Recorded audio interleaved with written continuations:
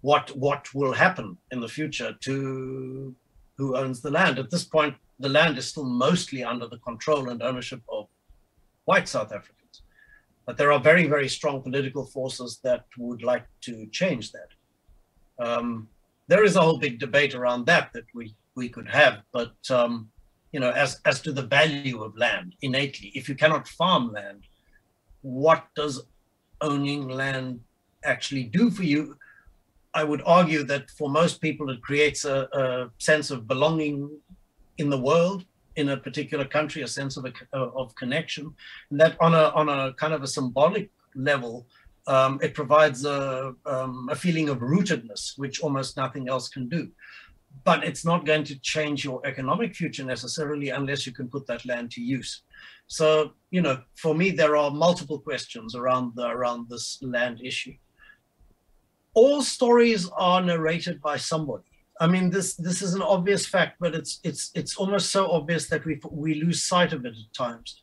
Every single story is told by somebody to somebody. So part of the artistry of storytelling a lot of the time is to conceal the person telling.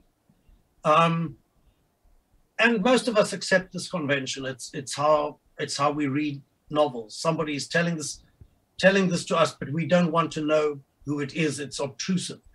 I wanted to move in the opposite direction with this book and draw a certain amount of attention to the fact that this story is being told to you, and to raise the question of who it might be who's telling you the story without ever really answering that.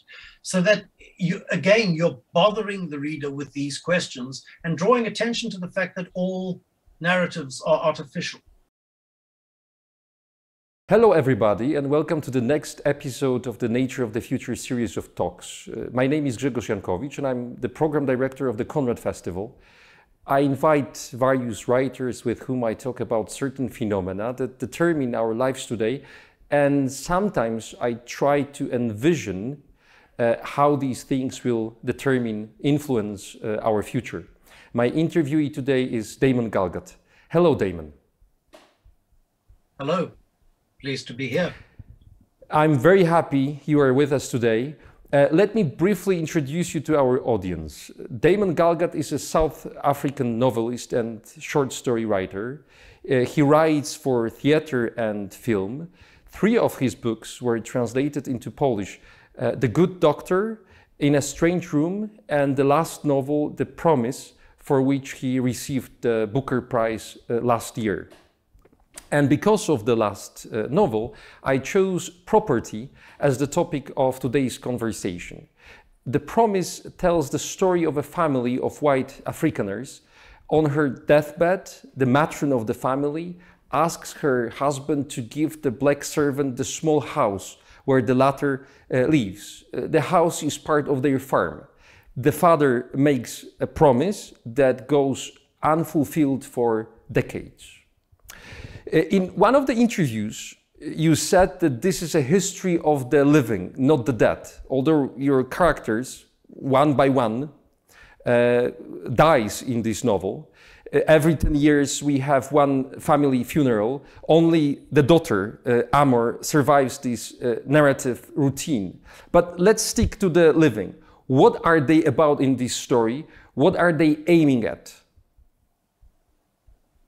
Well, I don't know if they're aiming at anything. In fact, I mean, it's part of the point of the story that they are such a discordant group that in fact they're aiming at different things. What I'm aiming at is maybe a different deal. I wanted this, the story is about a white South African family called the Swarts, which ironically means blacks in Afrikaans, but is also a very common surname amongst Afrikaans-speaking South Africans. I wanted them to be a typical white South African family, which is to say not too extreme in either direction. Their politics are not especially to the right or especially to the left. Their morality is not especially generous or expansive, with the exception of Amor, the youngest daughter of the family. So to this end, really, I guess I drew on a memory I have of growing up in Pretoria. Part of what created these characters is my own background, but part of it is just a general memory of that time, friends of mine, other families I'm mixed with, just a general sense of how it felt to be alive and white and South African back in the well, my book starts in the 1980s, but my memories go back to the 1960s, you know, when I was born. I could say more, but perhaps that's enough. You mentioned that this is a book about white South Africans, a critical story of white South African psyche. These are your words from one of the interviews. What does it mean? What is this phenomenon, white psyche of South Africans? Well, I mean, you know, to be absolutely clear, I'm not sure there is such a thing, you know, a single entity that we could call the white South African psyche.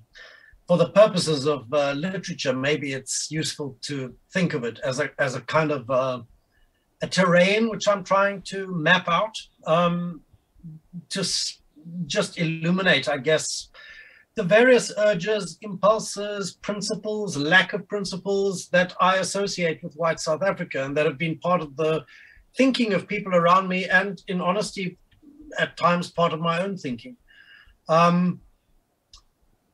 You know, maybe in many respects it's not that different to the psyches of other nations, other peoples. But of course, in South Africa, with the very historically charged set of circumstances that we are living with, these things matter a great deal. There is also, I guess, an element of, I don't know what the correct word is, but revenge on my part, if I can put it like that, because I grew up in white South Africa. It was not a generous or kind society, not to black people, but also not to a certain strain of white people who could have been seen as weak, sensitive, vulnerable. And I guess I was in that category. I had a hard time figuring out the world when I was growing up at that time. And there's a great deal of pain, physical and emotional, associated with that period. It was a violent society. I mean, a very pious, religious, posturing, but violent society, trying to accommodate, you know, moral compromises that it couldn't rationalize. So a very strange place. So for me, there's an element, as I say, of revenge in looking at the kinds of people that I remember from that time and taking a kind of a literary satisfaction in, you know, poking fun at them, satirizing them, and analyzing and trying to understand them too, to some extent. Many critics and ordinary readers have rightly focused on the daughter, Amor, who is the only one in the family who believes that the promise must be fulfilled. Her motivations have been analyzed in many ways. We'll be discussing this later. However, to begin with, I would like to ask you about the mother's motivations. Why did she decide to hand over to her black maid the house where the latter had lived for many years? What drove her, and what sense does this gesture make to you as an author and as a person who lives in South Africa? Well, in fact, that aspect of the novel, which is obviously very, very central, is part of a real story that came up in a conversation with a friend who was telling me, I mean, it had been a big problem for him in his relations with his family, because his mother on her deathbed had asked the family to promise they would give a similar house, piece of land, to the black lady who had worked for their family for a very long time and looked after her, the mother, through her last illness, which is the scenario I have reproduced more or less. With the change that it's not the whole family from whom she extracts this promise, just from her husband, the father of the family, and maybe not, because only one person has overheard this promise, and that's Amor, and she is not entirely certain of what she overheard. So I just want to build that in. So that aspect of it, you know, the promise came at a relatively late point, really, because I had begun working on the book already and had established the various characters. I was looking at other aspects of the novel which interested me. The promise and the promise of land and the house and so on was almost a secondary consideration. I do want to pick up on something else, though, which is that this house and the piece of land that it stands on are not valuable at all. So,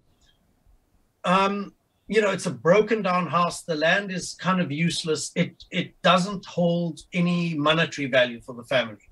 And this was a similar setup with the family of the friend of mine that I've mentioned. And maybe that accounts in part for why, you know, the matriarch of the family wanted to make this gesture. But it's also a human gesture, no? That you feel in your last illness you're being cared for in very intimate ways by this other female figure. You may feel an act of kindness and want to do something for her.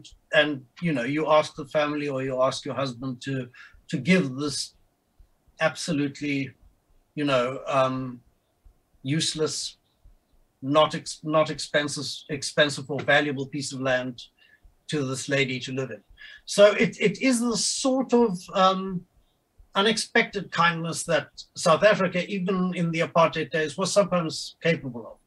You know, there are always contradictory moments in a nation's history. You think everything flows in one direction, but humans often make these other arbitrary, sometimes kind gestures that rise above history, you know? The mother sets in motion the process by which the promise is made. Those who remain alive must decide what to do with it. We have two sides. I don't know if we can talk about conflict in this context, but we certainly have two positions on that matter in your novel. On one side is the aforementioned Amor, who was struck by lightning as a child. On the other hand, on the other side, we have her brother, Anton, who also suffered a shock as a young man. As a soldier, he killed a woman. Anton, for certain reasons, does not want to give up a piece of land to a servant. Which side of this conflict, so to say conflict, do you find yourself on? Again, as an author and as a person living there in this particular country in South Africa? Well, without hesitation, in the case of the particular story that I've created, and in the case of the real incident it's based on, the land should have been given over. I mean, without any doubt. Aside from anything, a promise was made and one honors a promise. But, you know, I'm sure I don't need to point out to you that land and ownership of the land is very, very central to South African political life, which is partly why I chose this particular narrative as central to the book. So, you know, there is a larger question behind this domestic family drama, which is a national question, like what will happen in the future to who owns the land. At this point, the land is still mostly under the control and ownership of white South Africans. But there are very, very strong political forces that would like to change that. There is a whole big debate around that we could have, but you know, as to the value of land innately, if you cannot farm land, what does owning land actually do for you? I would argue that for most people, it creates a sense of belonging in the world, in a particular country, a sense of connection, and that on a kind of a symbolic level, it provides a feeling of rootedness, which almost nothing else can do. But it's not going to change your economic future necessarily unless you can put that land to use. So, you know, for me, there are multiple questions around this land issue. And why doesn't Anton want to make this gesture? What is driving him? And is this attitude specific to the South African situation of white, Or is it a universal response that we encounter everywhere someone claims ownership and disposition of land? Yeah, I mean, it is a question, and it's not a question my book answers, incidentally. Why does Anton hold on to this piece of land, given that it's not valuable? I could say the same question pertains in South Africa now. There's a lot which white South Africans own, which isn't innately valuable and which they would not miss if they gave it up, but they will not give it up. I would speculate that really it's something in human nature generally that people do not give up what they have, not easily.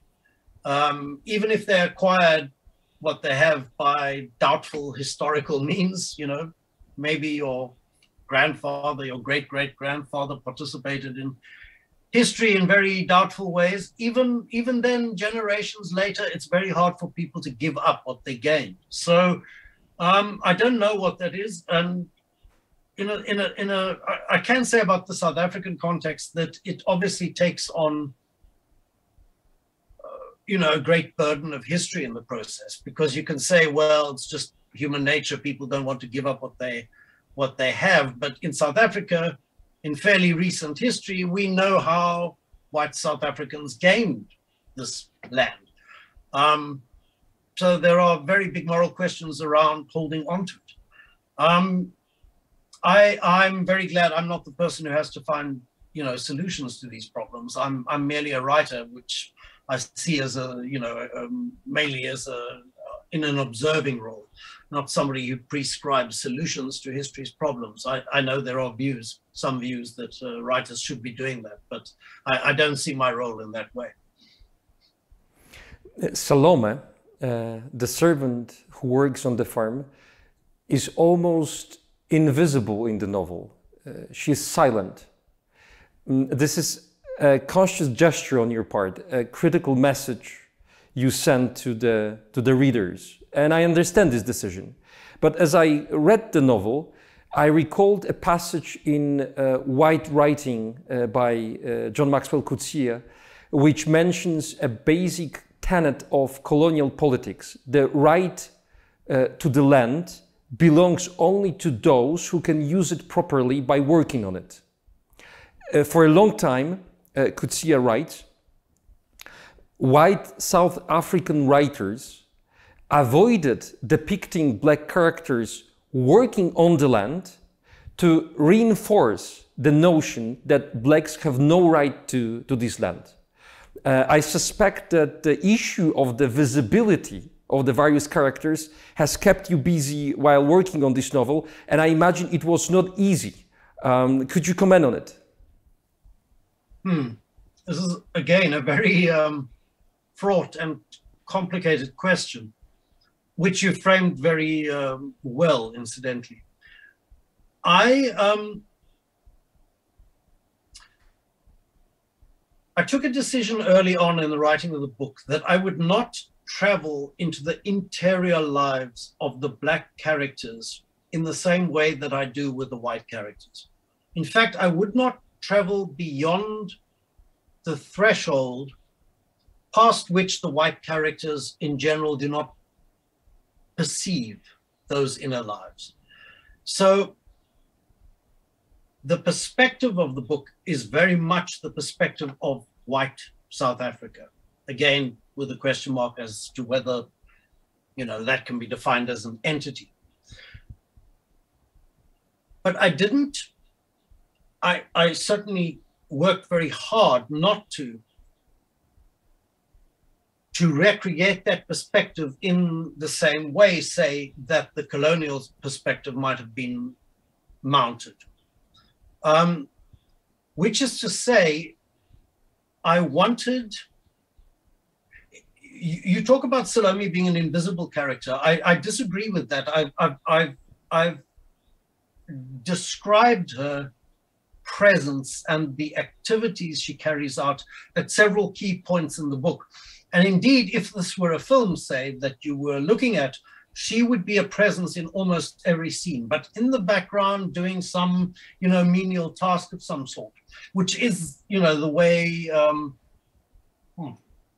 sorry, my mouth is very dry, which is the way that these sorts of women in this kind of menial role live their lives in South Africa, almost unnoticed. But you are correct, it's invisible in the sense that the narrative itself does not see her in the same way it sees the other characters.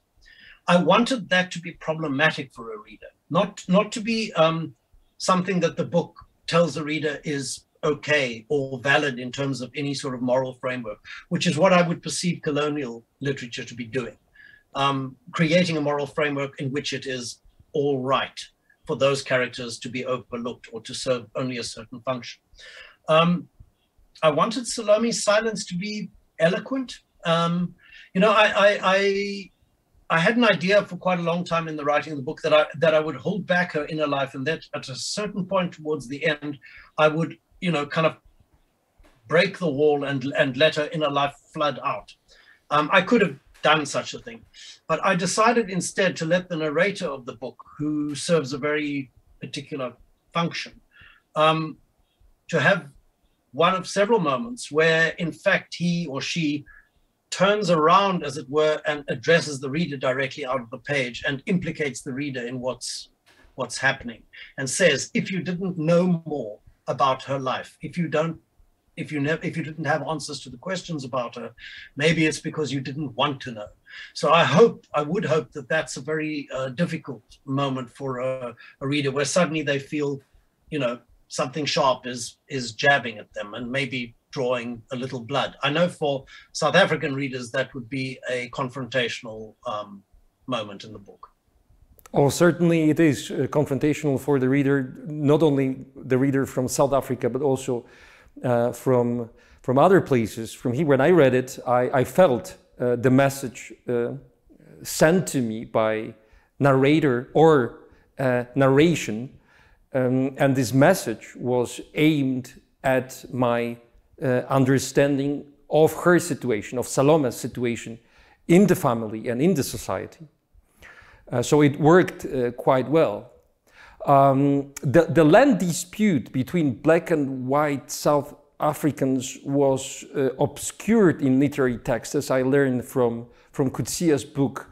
As he writes, it was replaced by a dispute between Africans, Afrikaners, and British capitalists.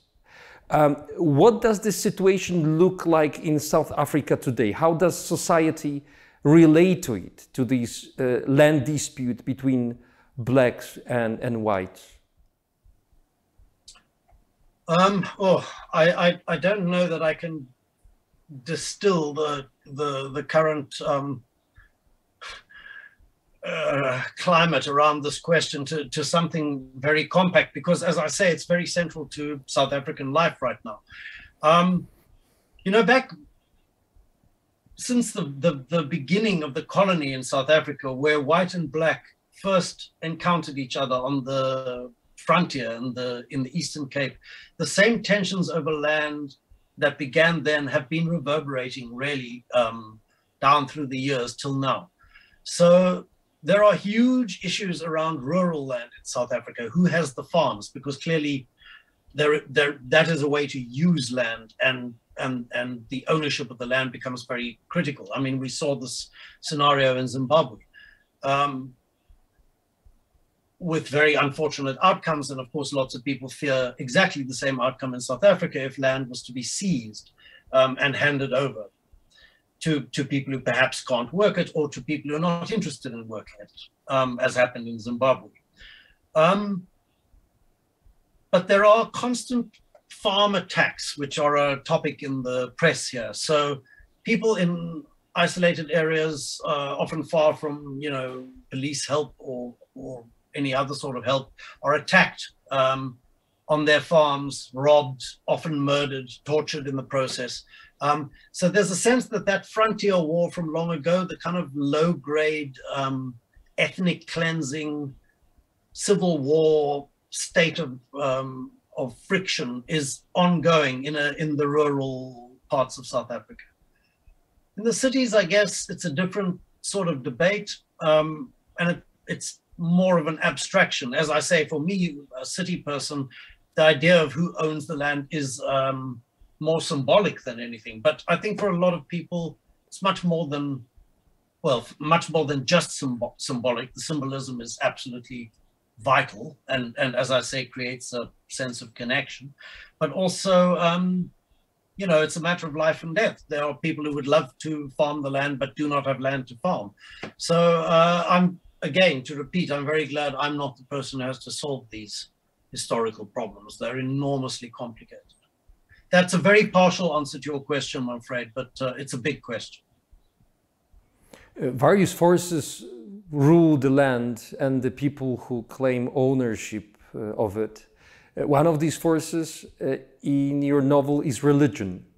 I was struck by how wonderfully and in a diverse way you portray religion in this book. Several different faiths take possession of the characters in your novel. Could you tell us more about it? Well, you know, the very initial idea for the book came from a conversation with a friend who was telling me about the family funerals he's been to. He's the last person left in his family. And, you know, he was being very funny about these funerals. And I sort of thought, well, that's an interesting way to tell a family story through the device of the 4 funerals. But once I started writing it, you come up against a practical problem, right? Which is most families live under the umbrella of one religion. But if I'm having my whole family die one by one, am I just going to repeat the same funeral service, 4 times? That's boring for me. It's also boring for a reader. And I saw, well, it's an opportunity if I can make it plausible and make this family extremely dysfunctional and, differing in their beliefs. It's plausible that they might be buried under the umbrella of different religions and that I could have some fun looking at what people believe, but also make a little bit of a serious point too, which is, that white South Africa is not just one homogeneous thing, that we, like in most colonial societies, come from many different places and we bring different creeds and different backgrounds with us. So it gives some sense of how conflicted and at odds white South Africa is with itself. I mean, leaving aside the other, the racial element. And of course, the book is about time passing, what it does to people, but the end of that journey for us as individuals is death. It's a funeral. And around that question, there are big other questions, like what do we believe? What do we think follows? So although I'm treating these questions in a maybe a light-hearted way, in the book, I am also in a sense taking them seriously because they are serious questions for most of us. What does it all mean? The novel is set on a farm, which, as you mentioned before, plays a special role in South African history and society and culture. This is not an ordinary and neutral setting for the adventures of the character, is it? Well, at least one early review pointed out that it's just a feature of South African writing that a farm cannot just be a farm. It has to represent history, the nation in some larger way. And this is very much on the mind, I think, of most writers when they're working. For some reason, I guess because our history is so powerful and so recent, that we feel we have to account for our past and the huge changes we've been through. It's a pity in a certain sense because a farm in other literatures has represented something very different to the one my farm does. In certain books, farms have been a symbol of harmony with the earth, of people in harmony with each other even. you know, a certain integration with the seasons and so on. So although that image might be disrupted by climate change, in my book, it's being disrupted by history. There is no sense of belonging, completion, cohesion with the South African farm, because it's disputed. It's historically disputed, and there are so many claims on it that, you know, very often land is not a place of sanctuary in South Africa. Its symbolism is quite the opposite. It's a place of conflict. So, yeah, in that sense, it's not just an arbitrary farm. It stands for a lot, you know, a lot of other things. One of the many responses to the political and social crisis of ownership of property you talked about was the nomadic way of life. The protagonist of your fantastic novel In a Strange Room, Damon, when asked by another character named Rainer, responds that he has no permanent home address.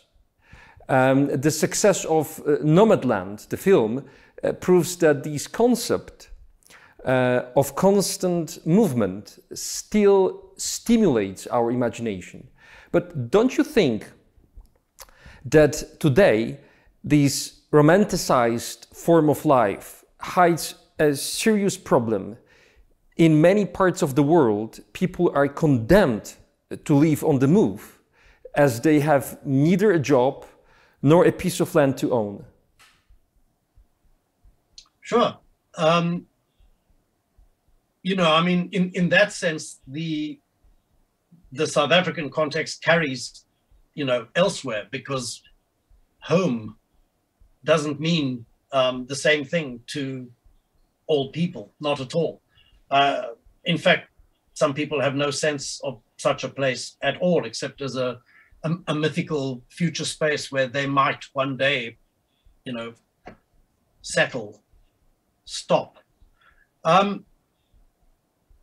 I'm not sure that I would gladly accept your designation of the travel writing in A Strange Room as romanticized, because in fact that character Damon, which, you know, is clearly based on me, and the travel experiences he goes through, which are clearly based on mine, all of that is fueled by a great unhappiness, in fact, which the book, you know, speaks about. The fact that travel is, rather than an excited desire to see somewhere else, is the inability to stay quietly in the place where you are, which is a sort of an existential unease and restlessness, not a place of pleasure in the world. But in another sense, that book represented a desire to escape from place, from South Africa very specifically. I, at that point, I think, was looking for a way to write a novel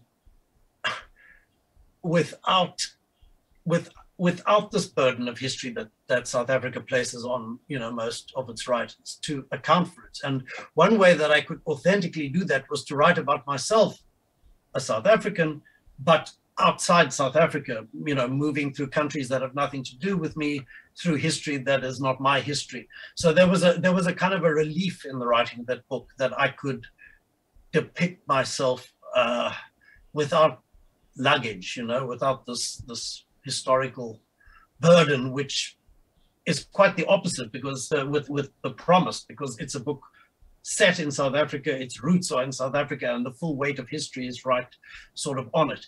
But I'm sort of pointing that out because there's a sense in which, if you do not want to write about South Africa and its issues, you have to find ways to escape it that are authentic. Anyway, to circle around back to your initial question, I mean, of course, this gathering sense that larger and larger populations of the world are going to be on the move as refugees, you know, either because they're homeless or because in the future they run out of water, or they run out of, you know, space that they can inhabit for whatever environmental reasons. there is a gathering sense that home may be a concept we look back on nostalgically sometime in the future. Yes, I'm in agreement with you. Let's get back to the promise. To what extent do your characters own their lives? It's another context of ownership of property. How do we own our own life? Is it our life, or is it taken by some emotional or political or historical forces? It seems that apart from Amor, there is no one in this novel who has access to their lives and their emotions. No one knows what he or she is doing and why. Well, I think people in the book have plans, like real people do, but that very often what happens to them is quite different to their plans. And that's not so unlike the real world, I think. I mean, for example, Anton, the eldest son, you know, in the beginning of the book, like many young white men at that time, myself included, was stepping into a world that had been made in his own image, the apartheid world of South Africa I'm talking about, where in fact, without any effort, he would be in a position of power, he would be the top of the hierarchy. The whole world was being given to him on a platter. And there's a scene in the book where he's sitting on the roof of the house and he's thinking how he wants to eat the world and he feels the future is his. That's not the way his life works out, not at all by the end of the book. And I would say historically, a great many people at this point might feel like that. Yeah, that the kind of assured future that was given to young white men is absolutely not assured. I mean, rightly so, let me be clear, anymore. There's that, but then, you know, the middle sister, Astrid, well, she also has plans, and in her limited way, she, you know, she follows her plans.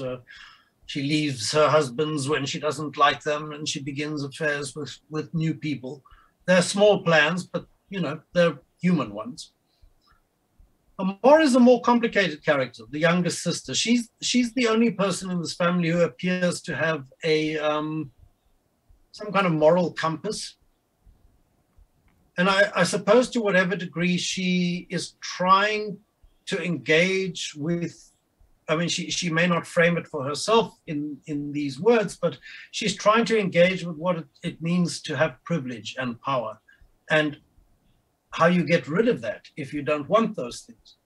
So I guess her solution is to renounce her inheritance, her family inheritance, and to move away from her family and to try to live her life in a way that is helpful to the world, to try to repair some of the damage of the world. Well, you could say that those are choices she's made, and that she's living out her choices, and that she has some agency in that endeavor. I mean, you could also say that in what they don't want to do, characters have power. I mean, the fact that this family does not want to give up this land means they do not do it. The one person who really has no power, it seems to me, is Salome, this character at the center of the book. There is nothing she can do about her situation. And that's true for a lot of people like her, as I say, rural, mostly female, uneducated, probably beyond a certain point, who are here to serve a function, to look after other families, leaving their own children, their own families behind in the process. And there are millions of people like this in South Africa. And again, they have no voice, they have no agency, and I'm trying to outline that in the novel, I guess. One of the characters in your novel is time. In fact, time owns everybody in this book, maybe except for Amor. Each of the funerals takes place at a different time of the year, which, as you said in the interview mentioned by me before, is meant to emphasize the passage of time and the changes that are associated with it. But time is not the great healer here. It's not the force that solves problems. There won't be another generation of this family because Amor won't have children, but that doesn't mean that the problems will disappear. for example, the land dispute will simply be conducted elsewhere. Yeah, I mean, for me, I guess books operate on different levels. And the very innermost level is one that maybe is only visible to the writer. Doesn't have to be part of the obvious subject matter. But for me, the invisible subject of the book is time and the passage of time. This is not a book where the plot is the point. There's no strong plot driving things along. What there is the instead of plot is the structure, and the structure, the way the book is built, is around the passage of time. You know, each funeral takes place in a different decade of South African history. In the background, you can see the country changing, but in the foreground, you see the lives of particular individuals changing as well. But part of that larger picture in which the country is shown is, at least I hope, I mean, what I've tried to set up is a vision. The lens of the book is the lens that time would take on these events, which is to say that most novels are centered on one or two people, and they create a great sense of significance around what happens to these people. If you take a larger lens, that story is just one of multiple other stories going on in time. And I'm trying to convey some sense of that through the arbitrary side characters that come into the book at certain points and suddenly occupy center stage for a page or maybe 2 pages, and then they disappear again. And there's a certain kind of a drifting quality to the focus of the book. And it's only because we keep coming back to this family that we remember, these are the people who are central to the story. I hope this makes some kind of sense. But that framework is meant to convey something of how I feel about, you know, the passing of time, in which none of us is the center of any story except our own little one. None of us is central to the much larger story of the passage of time at all. We're little blips that pass, and I'm trying to, you know, convey some sense of that. The big rushing river of it is embodied, I guess, in the language of the book. There's no break, that you might normally get in the structure of a book, which gives a sense of certain characters being important, certain events being more important.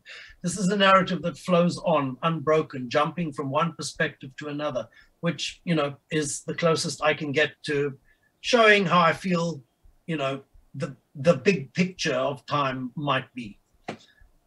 I hope that doesn't sound totally incoherent. I know what I mean. I do know what you mean, I guess so. How far does your narrator's power extend?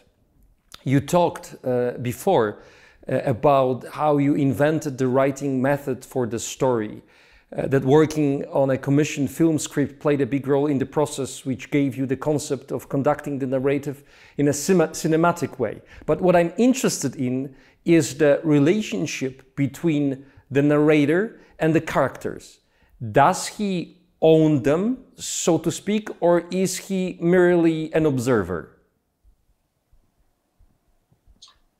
I'm not quite sure what you mean by owning them, and controlling them, having the full control over them, and being in a position to do whatever he or she wants with their lives.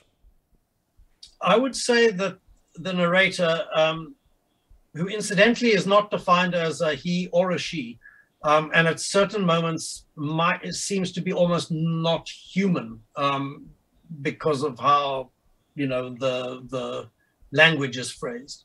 I would say that this narrator is almost like a character, but not a participant.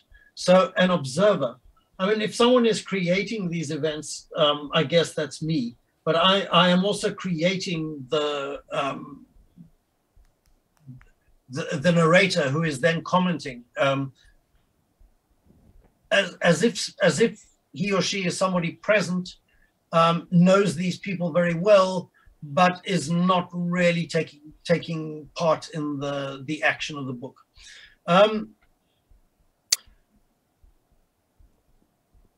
All stories are narrated by somebody.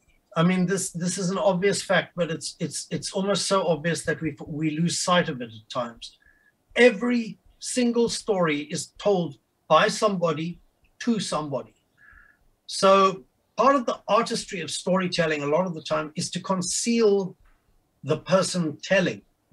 And most of us accept this convention. It's how we read novels. Somebody is telling this to us, but we don't want to know who it is. It's obtrusive.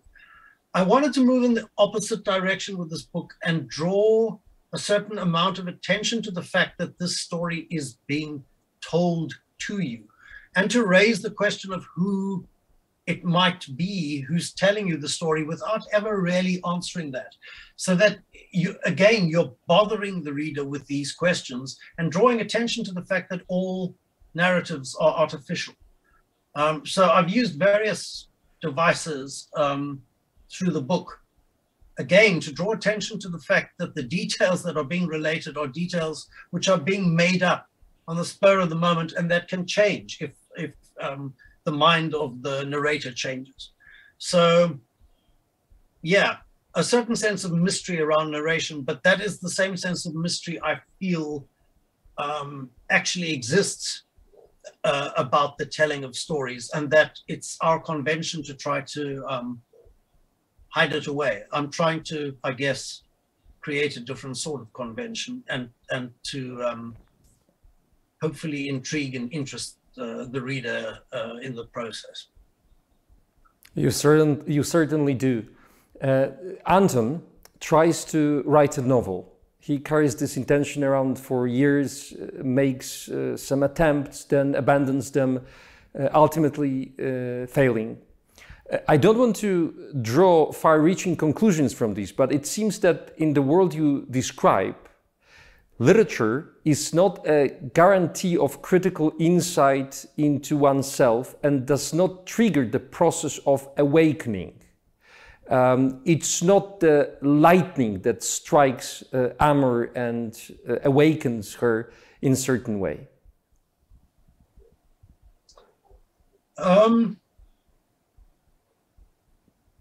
I guess not. You know, I guess it's the point about Anton that he is in every way a failure. His novel, which is the thing he had the most hope about, the one thing he thought he would leave behind in the end, is in its plan a kind of idealization of his own life. And it sort of echoes the structure of the book in an ironic kind of way. It might have been a different version of the book that I wrote, in which his life worked out very, very differently. But even in this endeavor, he fails. I mean, he cannot complete his novel, cannot complete even the thinking around his novel. So, you know, yeah, in the context, I guess, of the world I've created, novels do not provide redemption or escape, I guess.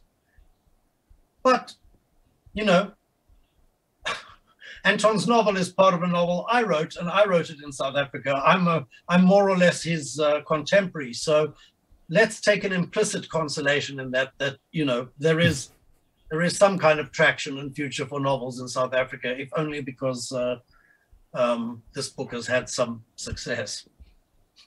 In conversation with you, Mark Gavisser, who was my guest here last year, quoted James Wood, who wrote in a review of your novel that the era of the great literary modernists who believed in the regenerative power of the novel is gone. Certainly it's gone, but does it mean that the novel, or literature more broadly, has lost its regenerative power over us? It's actually an extension to the previous question.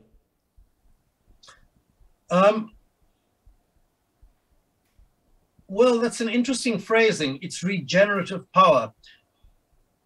I think we have to face the fact that the novel has lost, its central cultural position. There was a time when novels were the central force certainly in Western culture,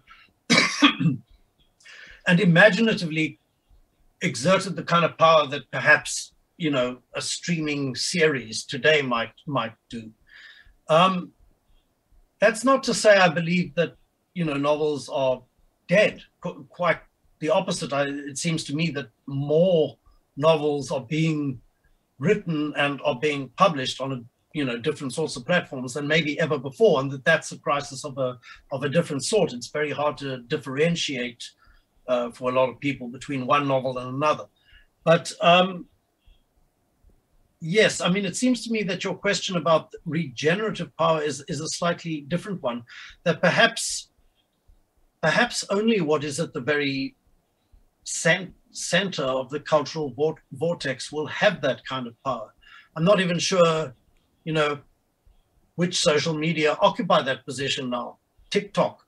It's very depressing if we have to consider the fact that TikTok is our source of regenerative power in the world, when it seems to be at the opposite end of the spectrum of a form like the novel, which encourages one to ponder for sustained periods of time and to immerse yourself in versions of the world that are not immediately present. Anyway, that again seems like a very, very big topic for reflection. I can only speak for myself and say, though I'm aware that novels are in some way an old-fashioned diversion, they continue to hold for me